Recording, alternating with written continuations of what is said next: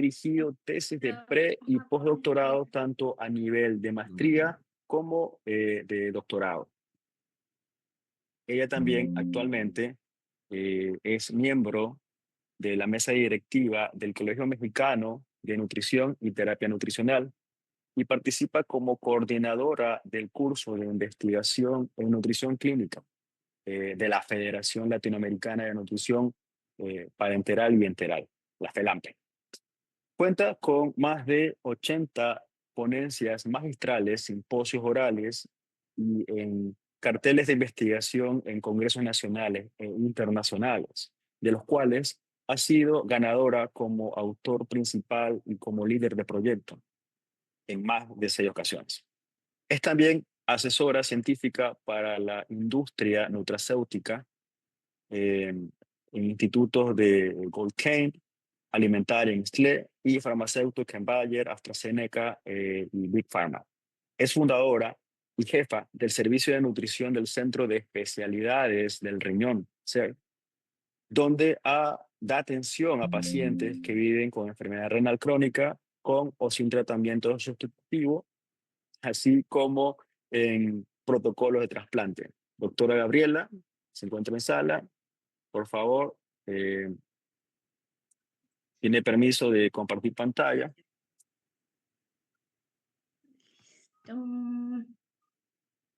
Listo, ahí estamos, ¿verdad? Sí, doctora. Adelante, Perfecto. lo tiro suyo. Bienvenida. Muchas gracias. Y muchas gracias nuevamente por la invitación. De verdad que es un gusto participar en estas convenciones, como lo hemos hecho en años anteriores, y pues de nuevo reiterar el agradecimiento. Entonces, vamos a hablar, como bien mencionábamos, sobre algunas de las actualidades en el tratamiento de los pacientes que se someten a hemodiálisis. Y en esta ocasión, como la verdad es que son muchos, muchos aspectos los que podemos integrar, en esta ocasión decidí recargarlo un poquito más hacia la sobrecarga hídrica, que creo que en la nutrición es un aspecto que o dejamos olvidado por cualquier motivo o creemos que no podemos incidir en ello. Y lo que les voy a presentar en estos minutitos es evidentemente la importancia, cómo valorarlo, cómo actuar en ello y algunas propuestas o nuevas investigaciones que tenemos al respecto de su manejo. Entonces, lo que vamos a estar revisando brevemente es aspectos funcionales del riñón, la enfermedad renal crónica y por tanto la terapia sustitutiva, cuáles son las complicaciones de la sobrecarga hídrica, cómo podemos evaluarla a través de métodos como la bioimpedancia eléctrica. De ahí nos iremos específicamente a disfunción endotelial y algunos protocolos de intervención que justo es lo que les comentaba que podemos presentar. Entonces, bueno, chicos, ¿qué me gustaría que viéramos en este caso? Que típicamente reconocemos al riñón, por supuesto, como un metabólico importantemente activo. Sin embargo, creo que siempre nos concentramos en esta parte de que el riñón tiene como función principal eliminar los desechos del organismo. Sin embargo, les presento esta diapositiva porque me gustaría que viéramos que por supuesto también participa en la activación de la vitamina D, por lo cual los pacientes con enfermedad renal eventualmente tienen deficiencias al respecto, ¿no? Participa, por ejemplo, en el metabolismo ácido-base, entonces en estos pacientes verdaderamente tenemos una acidosis metabólica importante. También participa, por ejemplo, en la síntesis de hormonas, de tal forma que cuando tenemos enfermedad renal, pues vemos mermada esta, por ejemplo, la síntesis de renina, y entonces esto va a alterar la presión arterial del paciente que vive con enfermedad renal, y pues por supuesto la eritropoyetina, ¿no? Que por eso tenemos la anemia renal. Tenemos alteraciones en el estado electrolítico, esta parte de la presión arterial a través del eje renina-angiotensina-aldosterona que ya mencionábamos, y en lo que vamos a enfocarnos el día de hoy es que participa de forma muy importante en el balance de líquidos, puesto que sabemos que la producción de orina está bien, nos ayuda al desecho, a la eliminación de sustancias hidrosolubles que son tóxicas para el organismo, pero en este mismo sentido, pues el exceso de agua va a ser también tóxico, ¿no? Va a tener sus consecuencias. De tal forma que entonces la enfermedad renal crónica sabemos que se refiere a las alteraciones ya sea en la estructura o función del riñón, por lo cual vamos a tener una pérdida progresiva de, siempre decimos de su función, pero me gustaría recordar que es de todas estas funciones que veíamos anteriormente, cuando se presenta al menos durante 3 meses consecutivos.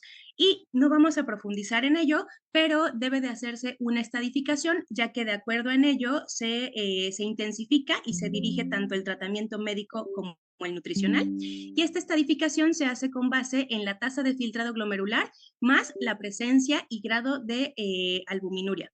Nos vamos a ir al estadio más avanzado, al G5, que es cuando ya tenemos una falla renal solamente en términos de tasa de filtración glomerular, cuando está por debajo de los 15 mililitros por minuto en 173 centímetros cuadrados, y entonces lo que obedece es una terapia de sustitución renal.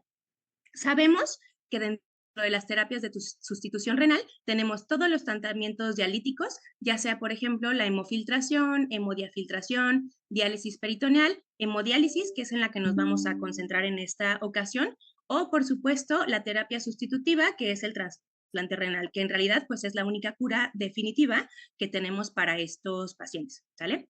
Entonces, las terapias de sustitución renal, finalmente, les digo, nos concentramos en la hemodiálisis. Esencialmente vamos a hacer, como bien dice su nombre, las funciones del riñón, eliminar los desechos a través de la diálisis, es decir, a través de un intercambio entre la membrana, de acuerdo al peso molecular de las moléculas, de acuerdo al peso molecular, perdóname, de las sustancias de las cuales estamos hablando. Y otra cosa muy importante, chicos, va a ser, por supuesto, la eliminación de agua, que en la terapia dialítica lo vemos y entonces en sus historias clínicas pueden revisarlos como el ultrafiltrado. El ultrafiltrado entonces es en cada una de las sesiones cuánto se le sacó de agua al paciente, ¿no? Entonces, por ejemplo, tenemos un ultrafiltrado de 2000, quiere decir que probablemente va a salir al menos con 2 kilos menos de los que entró a la terapia, porque estos 2000 mililitros corresponden a los 2 litros de agua que se eliminaron. Y esto se va individualizando en cada paciente, ¿vale? Ahora, ¿por qué es importante no quedarnos con un exceso de agua? Como bien podemos ver aquí, el exceso de agua o la sobrecarga hídrica, o les pongo diferentes conceptos en inglés que se utilizan como sinónimos por si hacen una búsqueda. Lo vemos como fluid overload o como hipervolemia, por supuesto. Entonces, esta sobrecarga hídrica, ¿qué es lo que nos da como consecuencia? Me gustaría, primero vámonos a la parte nutricional. La sobrecarga hídrica va a contribuir a la malnutrición. ¿Por qué? Por ejemplo, porque como el paciente esté dematizado, entonces hay menos, digamos, como espacio para la expansión, por ejemplo, del estómago, ¿no? Recibiendo la comida. Entonces son pacientes que se sacian muy rápidamente, no nos permite alcanzar el requerimiento y pues bueno, esto va a favorecer la desnutrición. Son pacientes, por ejemplo, que tienen disnea, ¿no? Porque el agua les está presionando la caja torácica, entonces también tienen dificultad para alimentos que se tengan que masticar mucho, etcétera.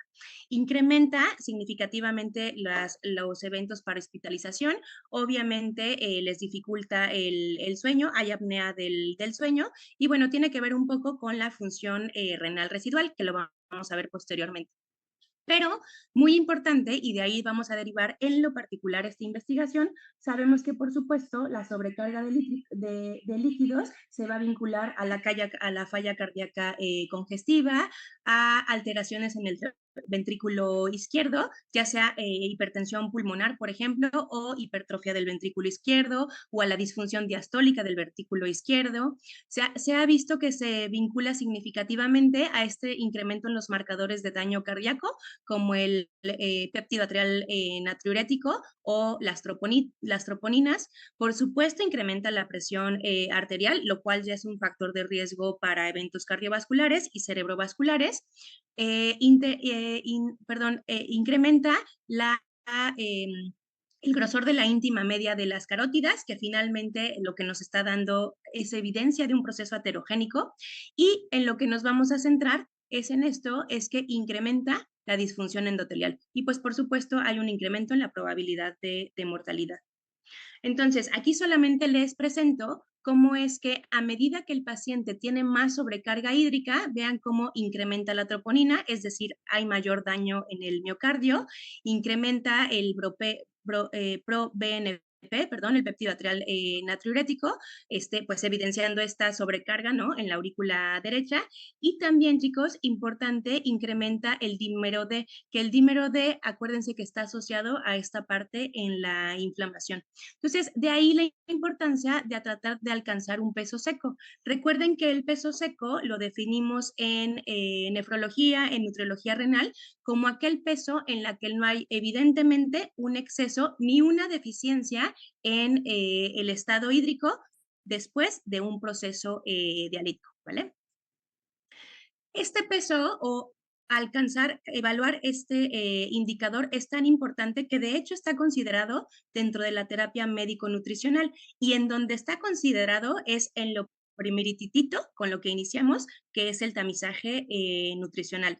Brevemente, recordemos que el tamizaje nutricional nos va a servir es una evaluación de riesgos finalmente, ¿no? Entonces nos va a servir para identificar a aquellos pacientes que están en mayor riesgo nutricio y por lo tanto van a requerir de una atención más pronta y probablemente más agresiva, por así decirlo, ¿no? Les presento a continuación una herramienta que nosotros en nuestra práctica utilizamos. Recuerden que en el paciente renal es importante que la escala de tamizaje que se utilice, en la medida de lo posible, se vincule a estos pacientes. Por ejemplo, podemos utilizar, perdón, también la escala de desnutrición energético-proteica o MIS, que incluye el estado inflamatorio. Nosotros lo evaluamos un poquito más extensamente y evaluamos esta de 7 puntos, que es la valoración global subjetiva. Como pueden ver, como todas las escalas de tamizaje, tiene que ver con la pérdida de peso, aspectos de ingesta dietética, muy importante en los pacientes que viven con enfermedad renal, sintomatología gastrointestinal, porque obviamente puede asociarse en gran medida a la uremia que presentan. Y recuerden que además también el paciente renal usualmente viene de una diabetes mal controlada. Entonces, pues por supuesto también tenemos tenemos neuropatías que contribuyen a las alteraciones gastrointestinales. Estado funcional, si hay una alteración que afecte el estado nutricional, en estos pacientes, pues por definición, como tienen enfermedad renal, están hasta acá. Si hay deficiencias en la parte tanto muscular como energética y, por supuesto, la presencia de edema, que en este caso alude a la sobrecarga hídrica, ¿vale? Existen diferentes métodos, chicos, para valorar la sobrecarga hídrica. Por supuesto, los criterios clínicos, es decir, solamente con por ejemplo, el signo de Godet, pues viendo al paciente, ¿no? Si está edematizado, etcétera, pero esto no nos permite realmente estadificarlo. Hay ultrasonografía, por ejemplo, también de pulmón, valoraciones de la vena cava inferior, pletismografía, densitometría, pero realmente lo que es, digamos, más posible tener al alcance y darnos un acercamiento más certero es la bioimpedancia eléctrica.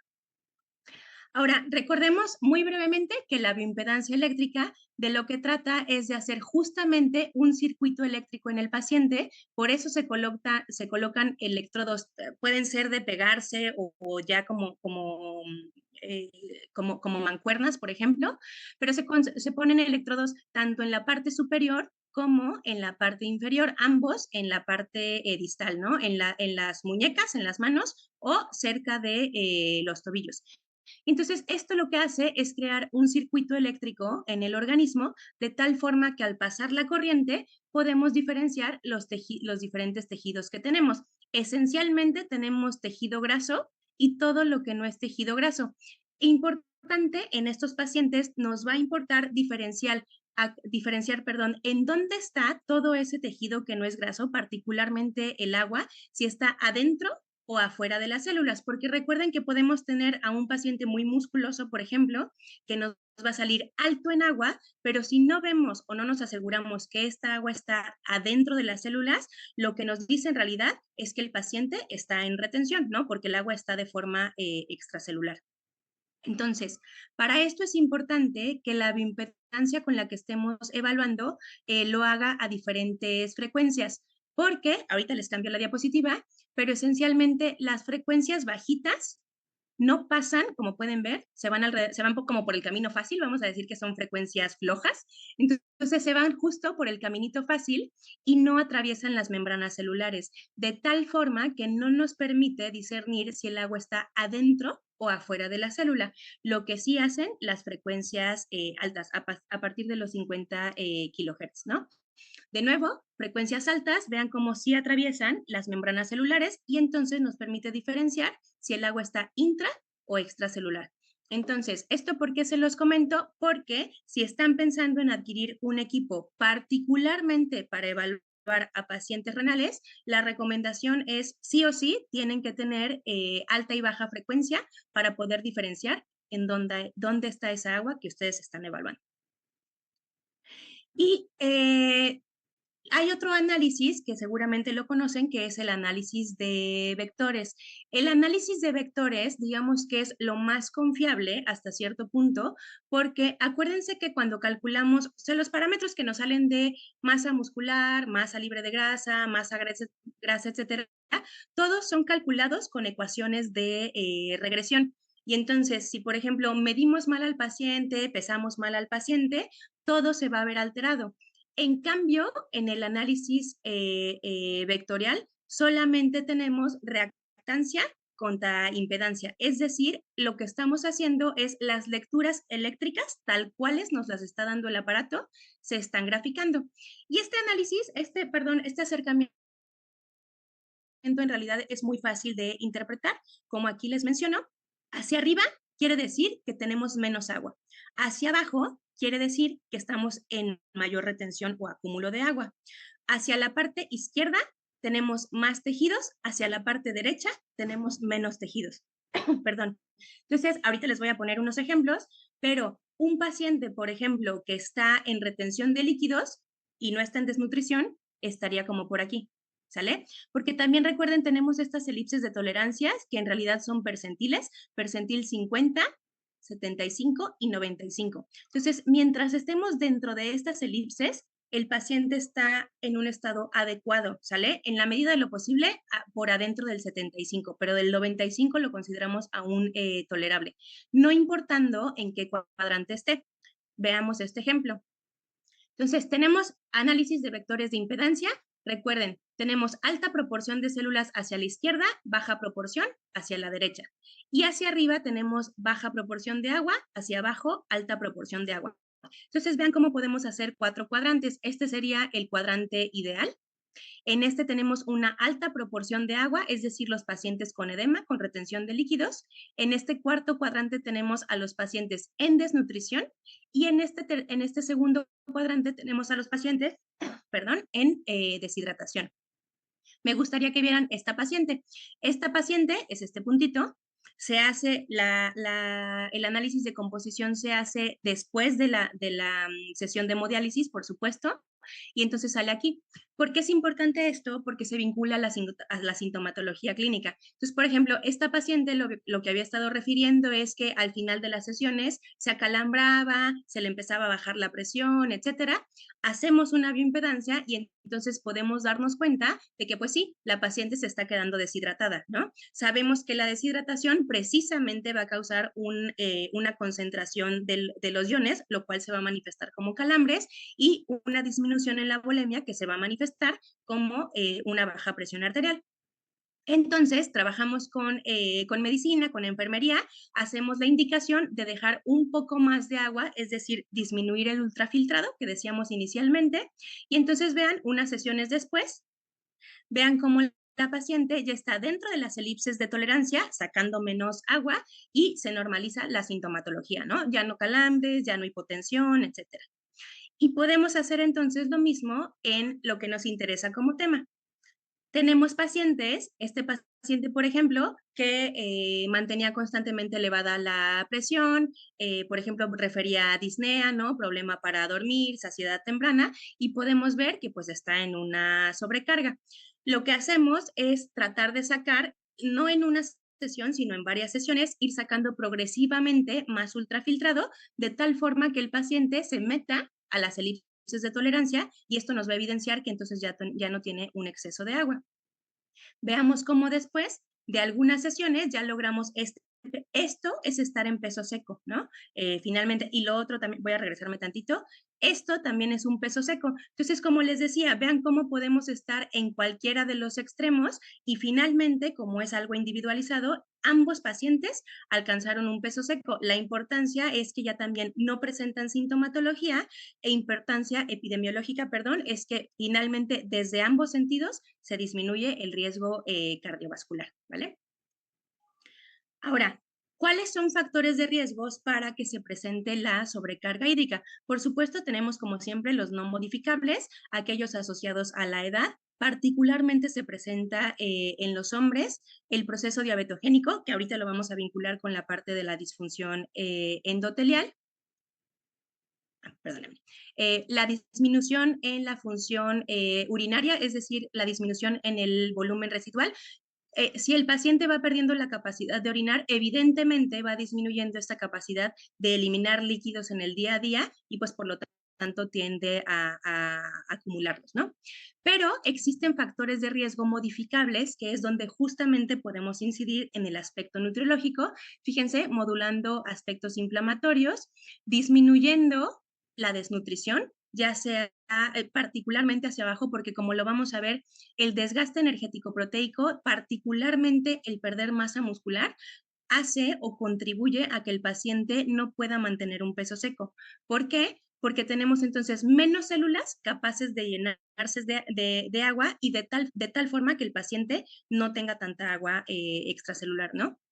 Por supuesto, la hipoalbuminemia, porque sabemos que una de las funciones de la albúmina es mantener el agua dentro del espacio vascular, intravascular. Y entonces, cuando tenemos una disminución en la albúmina, pues el paciente, el agua se va a fugar, va a estar afuera de la vasculatura y acumulándose de forma extracelular.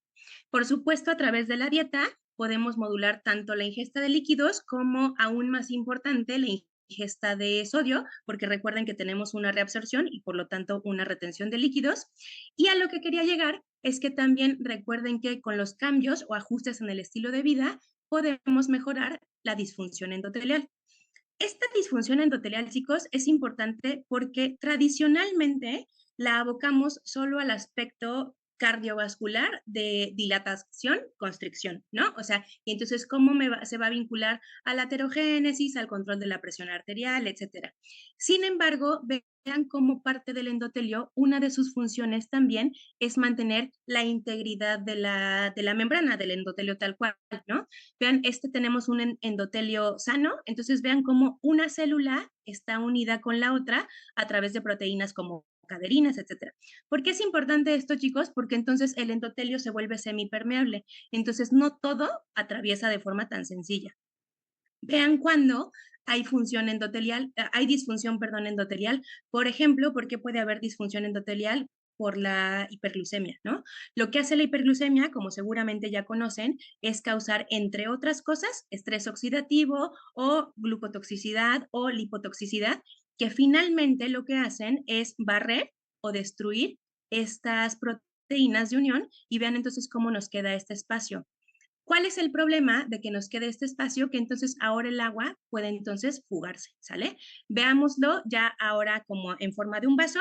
Tenemos de nuevo el endotelio sano, en las cuales tenemos las proteínas de unión, y entonces el agua, como pueden ver, no pasa. Sin embargo, si no tenemos estas proteínas de unión, como en este endotelio que estamos viendo aquí abajo, el agua puede pasar libremente y entonces acumularse en el espacio extracelular de tal forma que el paciente va hacia la retención de líquidos, ¿vale? Esta es el mismo concepto, pero me pareció que quedaba un poco más didáctica la imagen. Endotelio sano, entonces tenemos las células pegaditas una con otra y entonces las moléculas, en este caso estamos hablando de la molécula de agua, no se pueden fugar, ¿vale? Se mantienen adentro de la vasculatura. Sin embargo, cuando tenemos aspectos inflamatorios, mucha uremia, mucha glucemia, etcétera, vean cómo se atrofian las células endoteliales, las proteínas de unión, y entonces todo se puede fugar al espacio extravascular. Y ya hay evidencia al respecto. De hecho, vean, esto no es nuevo. Desde el 2008 se han descrito artículos en el cual, por ejemplo, se vincula el estado sobrehídrico a la disfunción endotelial en pacientes que se dializan de forma peritoneal, ¿no?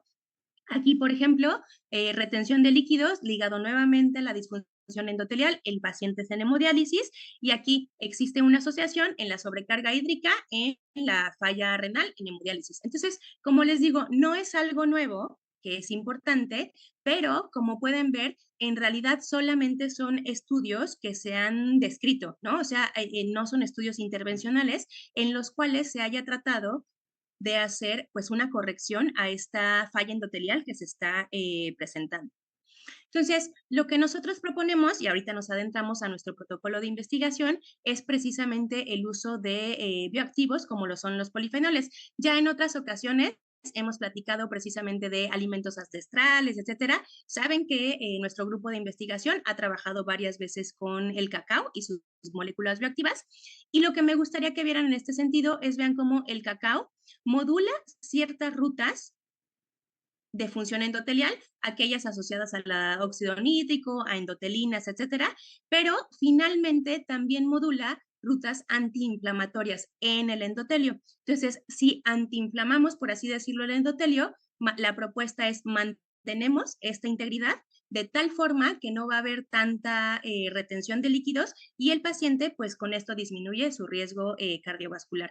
Adicional a que recuerden que también el cacao a través de otras rutas, por ejemplo, esta de la sirtuina aquí se está vinculando a la sintasa de óxido nítrico, pero las sirtuinas, por ejemplo, también se asocian a miogénesis.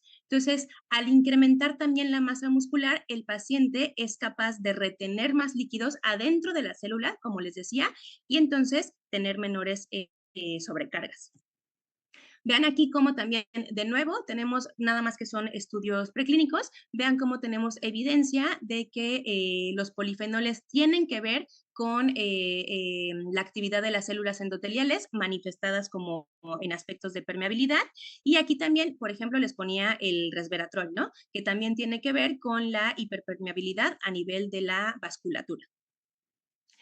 Recordemos entonces también, nada más para terminar de amarrar, ¿por qué elegimos el cacao? Ya dijimos que sabemos que modula función endotelial, les comenté que también modula esta masa muscular esquelética, pero hemos visto que también disminuye la masa grasa, modula glucemia, modula trigliceridemia, modula este estado antioxidante y además de todo, además de incidir en lo cognitivo, también modula el estado psicoemocional.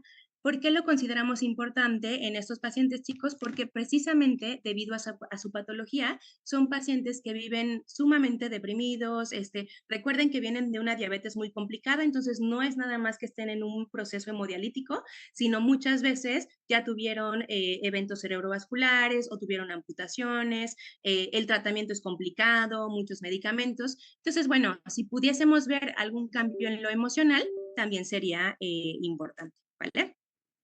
Con lo que trabajamos no es con el cacao tal cual, sino más bien, de hecho, trabajamos con la vaina de cacao, que es esta partecita de aquí afuera, es como la fibra del coco, pero también tiene una gran cantidad de sustancias bioactivas. Y lo positivo de esto es que además es una sustancia de desecho, porque estamos trabajando esencialmente con la cáscara, o sea, con la basura que se iría que se tiraría, y entonces también esto lo hace un proyecto atractivo porque es sustentable. Entonces, ¿qué fue lo que hicimos como parte, de hecho, de una tesis doctoral del maestro Luis Enrique Rivera, un alumno mío? Estamos conduciendo un ensayo clínico. Estamos conociendo un ensayo clínico, perdón, paralelo, doble ciego. Ahorita les voy a presentar los resultados preliminares de 14 pacientes. Tenemos más ongoing. Son pacientes que están en hemodiálisis y, ojo, cada uno de estos pacientes recibe su plan de alimentación o tiene su plan de alimentación individualizado y el plan hemodialítico individualizado, porque así es en la realidad, en la práctica clínica, ¿no? No a todos les podemos dar las mismas kilocalorías, no a todos les damos la misma cantidad de potasio, de fósforo, etcétera, porque cada quien tiene sus necesidades en lo particular. Lo único que cambia es si recibe o no recibe el suplemento. El suplemento consiste en 500 miligramos de la vaina de cacao, que les decía, que tenemos en realidad contabilizado cuántos polifenoles está aportando, que son alrededor de 25 miligramos específicamente de epicatequina al día. Se los damos durante 3 meses y lo que les voy a presentar son los resultados de la bioimpedancia, obviamente de la cual estuvimos hablando, y algunos aspectos psicoemocionales. Entonces, me gustaría que viéramos esto. Recuerden que es un estudio doble ciego, entonces hasta que lo terminemos, pues en realidad no vamos a abrir cuál es suplemento y cuál es placebo.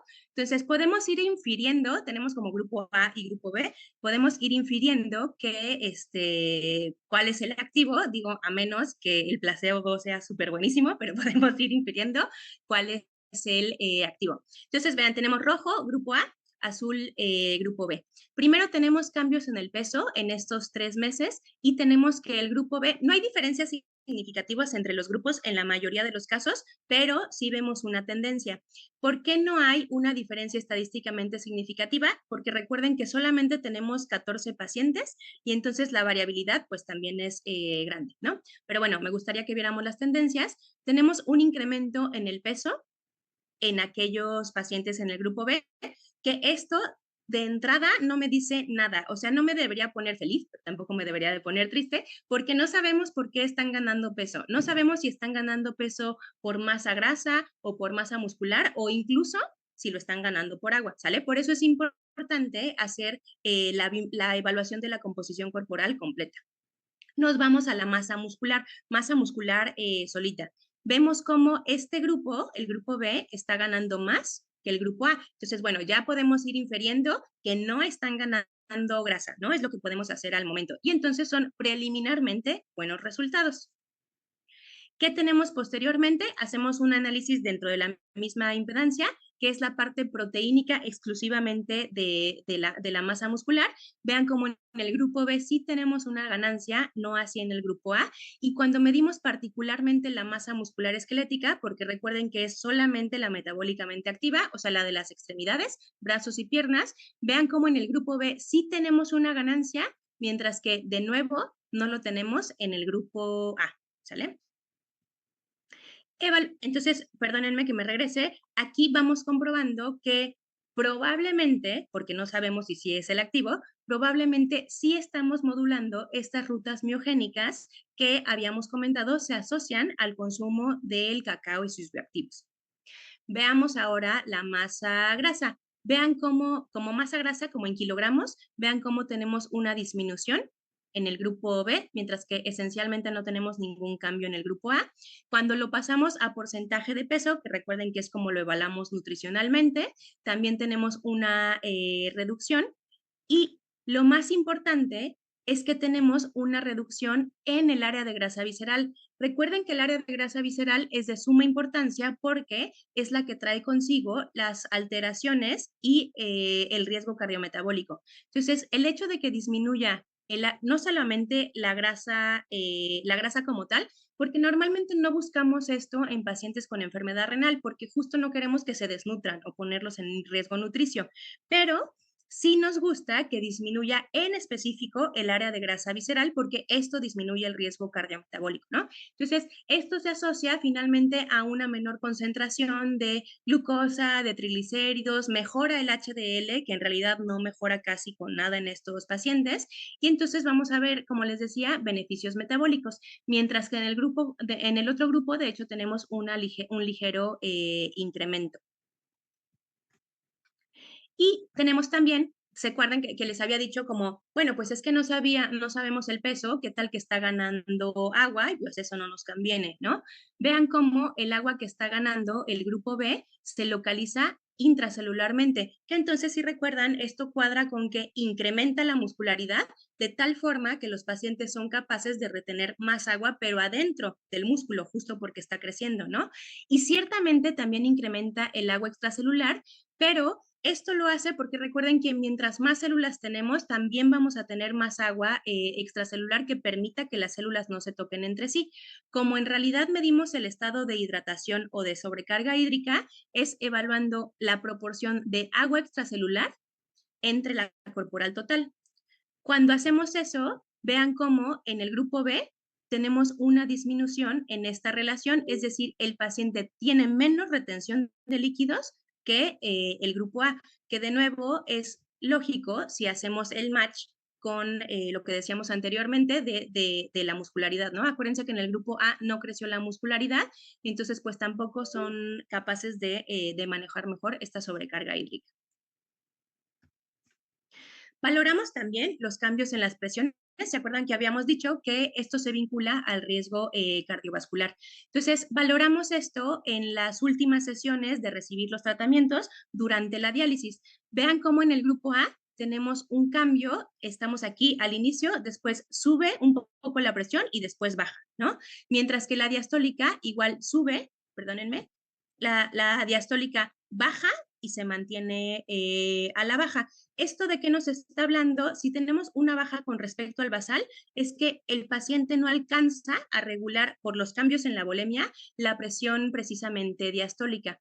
Me gustaría que ahora viéramos lo que tenemos con el grupo B. Vean cómo con la diastólica no tenemos tantísimos cambios porque a lo que nosotros lo atribuimos, lo tenemos que estudiar aún molecularmente, pero a lo que lo atribuimos es que tienen molecularmente una mejor funcionalidad, digamos, en términos de preservación endotelial. Entonces son capaces de aguantar esta disminución en la volemia.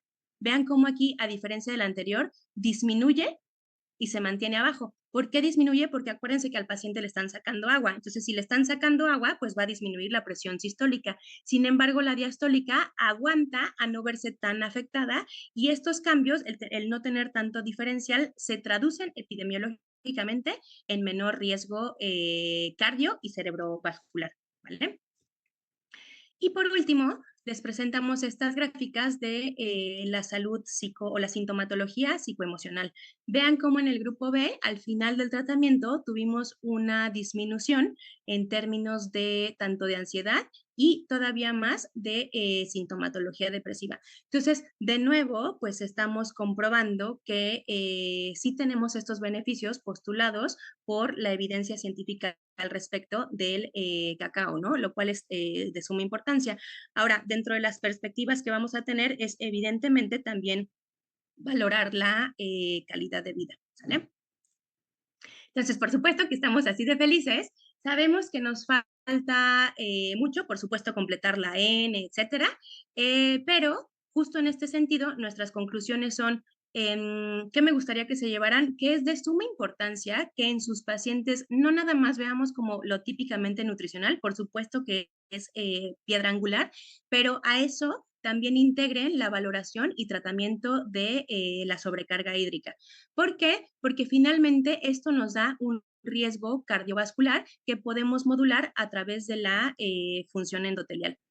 Recuerden que lo que nosotros estamos proponiendo es esta función endotelial en el mantenimiento de la permeabilidad y además el cacao también favorece, como les decía, la síntesis, la miogénesis finalmente, así como modula factores metabólicos y pues bueno, continuar esta investigación, como les decía, completando nuestra N que tenemos calculada y sí demostrando las rutas metabólicas o moleculares que ya tenemos consideradas. Por ejemplo, el SINDECAN, que es justo un indicador de la función endotelial y se ha estudiado particularmente en pacientes que viven con diabetes o pacientes en diálisis. ¿Por qué? De nuevo, pues porque la mayoría de las causas de la enfermedad renal, en este caso, son derivadas de la nefropatía diabética. Por supuesto, valorar también aspectos inflamatorios. Lo tenemos, pero de forma como muy inespecífica con PCR, pero también estamos calculando el índice neutrófilos linfocitos, que también podría ser un indicador, o plaquetas linfocitos, que también podría ser, neutrófilos, perdón, plaquetas, que también podría ser un indicador, aunque hay que ver qué tanto, pues porque recuerden que estos pacientes también tienen alteraciones hematológicas.